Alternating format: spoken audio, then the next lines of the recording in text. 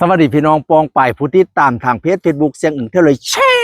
แนวพี่น้องพากันจับจองหรือยังบัตรคอนเสิร์ตทาลมเน่าพลพลพลกองเซ้งนะวันที่6 กุมภานี้ก็6 กุมภาอยู่ที่มั้งเนี้ยไหลถามเฮาไหลถามเฮาบ้านไล่ถามพี่น้องเอ๋ยนี่นะอยู่มเนี้ยมในเมียงเนี้ยไปมาง่ายคือสิใต้นี้ก็ยังว่ามองโจดรถโจดหลากก็อยู่อีกมหนึ่งอยู่มกันนี่ละแล้วมองนี้สิเป็นเดิ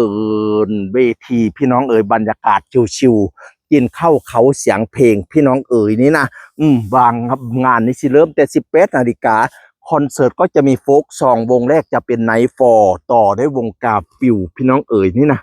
ลานกว้างดีเก่งโอ้ยเมียค่อยยางมันกว้างมันเมียพี่น้องเอ๋ยห้องพวกนะคนจัดห้องน้ำอยู่มุมพุ่มเด้อนี่ก็จัดงามเก่งโอ้ยอันนี้ความจริงแล้วฟางนี้เพิ่นจะทำเผื่อเฉยๆความจริงนะให้ทุกคนเอาเก้าอี้แคมปิ้งมาด้วยเอาโต๊ะแคมปิ้งมาด้วยแต่ถ้าไม่มีจริงๆก็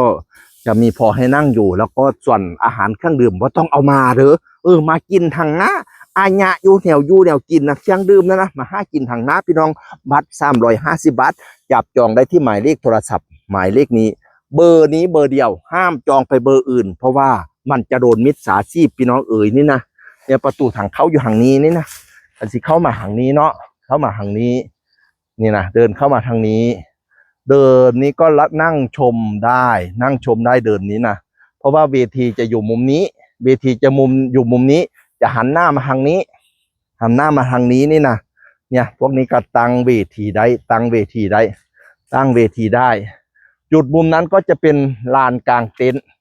ผู้ใดบ่มีบ้านนะเพราะว่างานมันฮอด6 ทุ่มแม่นบ่คันผู้ใดบ่มีบ้านก็อยากตั้งแคมปิ้งต่อกะกลางเต็นท์นอนเลยมากับลูกกับเตามากับเล็กๆน้อยกลางเต็นท์มันมาเก่งกว่าเล็กน้อยนะกลางเต็นท์มุมนั้นทางพุ่นก็บรรยากาศชิวๆพี่น้องมีฮอตดาดฟ้าเบิ่งทางพุ่นนะนี่นะพุ่นนะในทางนี้ก็สิเป็นแนวอยู่แนวกินเครื่องดื่มอะไรทำไมเนี่ยนะห้องน้ำจะอยู่มุมนู้นครับห้องน้ำนี่ห้องน้ำเรากำลังสร้างห้องน้ำเสริมให้นี่นะเดี๋ยวก็เสร็จแล้วหรือว่าอยู่มุมนี้ก็มีห้องน้ำอีกนี่นะห้องน้ำหลายจุดนะครับผมจุดเช็คอินเราก็หลายจุดอันนี้จะเป็นเคาน์เตอร์บาร์นี่นะเคาน์เตอร์บาร์เปิดไฟให้งามพูดนะเคาน์เตอร์บาร์นะข้างเทิงนั้นก็เป็นจุดเช็คอินอีกมองหนึ่งพี่น้องยาสลืม